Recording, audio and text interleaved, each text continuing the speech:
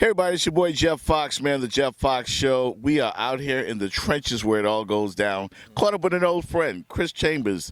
Of course, one of the greatest Badgers of all time, but also a great Miami Dolphin. How you doing, man? I'm doing well, man. I'm in my element. You know, I'm on the field. I'm helping kids. I'm helping athletes. So I'm blessed right now, man, to be able to kind of give some of this knowledge up and have some fun while I do it. No doubt. We just caught up recently, and of course, we were talking about the gym and all that stuff you've been doing since you retired. It's good to see you back out here, man, with young kids, college players, pro players.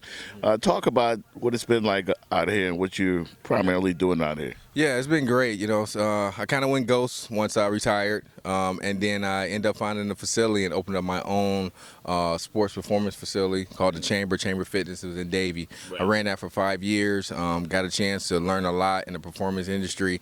I got a chance to meet a lot of athletes. I got a chance to meet a lot of people, and it was good to be able to see kids kind of grow up through our system and now see them in college. And then from there, I joined FitSpeed staff as their football director of operations, and it's been a blessing, man, because they have a good structure, a nice facility. We're here in Weston where the fields are beautiful, you know, and I got a chance to take advantage of that. And then we put together programs as the season goes. So now we consider this the pre-season program. So preseason prep for high school kids. Everybody in football right now, if you ain't grinding right now, you're not going to be doing what you need to do. And so this is a grind time of the year. Usually after the 4th, a lot of pros start training at various facilities. Some of our college guys are still here, D1, AA, D2, D3 kids that get to stay home for the summer, get a chance to work. And then we run a bunch of camps. So you see from all the way from the youth all the way to the pro, just a lot of development. Obviously some of the messaging is the same, but you got to kind of water it down as you get kind of lower. Right. And it's just good to be able to compete too, because some of these guys are getting ready for their season. Some of these guys are called NFL hopefuls. So our NFL hopefuls guys are guys who didn't make it out of college that first year, that second year, that third year. Some of these guys are 29, 30 years old with aspiration of still becoming a pro. Right. And so if they come to me, you know, I don't reach too much to people, but if you come to me and you come into our family, then my goal is to help you as much as possible. So if I can't get you in NFL, we'll try CFL. We can't do CFL, I'll send you to Europe. Right. All right. So they still got a lot of good football in Europe. They have great leagues out there. Since the NFL left, some of the old teams are still established. So we'll send guys over there. And now we have coming up here the AAF, the American Alliance, who's ran by a lot of pro guys, like a lot of ex-general managers, a lot of professional coaches.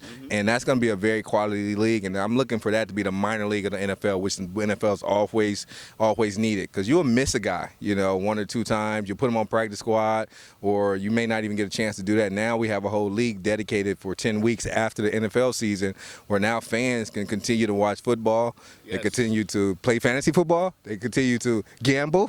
They continue to kind of do all those things that they love doing, and they just don't even stop. At the same time, the players are given an opportunity to be seen by pro coaches during the off time. So you bridge all that together with the combine, with everything else, you're talking about 24/7, 365 of football, and that's what I'm doing. Yeah, a geek like me would really appreciate that, because I'm telling you, I watch NFL Europe, the Frankfurt Galaxy, and all those other teams, and of course we got the XFL coming back. You got arena football. There's football everywhere. Yeah. So it must be, you know, really, really fulfilling for you to come out here and work with these guys out here. And keep their dreams alive, man. Keep their hopes going. No doubt. And I have a wealth of knowledge playing here in Miami. We went through several coaches, coordinators. We went through several receiver coaches, and you know, I can name a few. I had Chan Gailey when I first came in. Then I had North Turner, which North Turner offense. I've always tried in the offense for whatever reason. It fit me perfectly. Then we had Cam Cameron, right. And then I don't even know who else. Somebody quit, and we had somebody else. And then I went over to San Diego, had a chance to work with Norv again, and work with Charlie Joyner, and great Charlie Joyner. He was like 70-something still, and he was out there coaching. And I had James Lofton.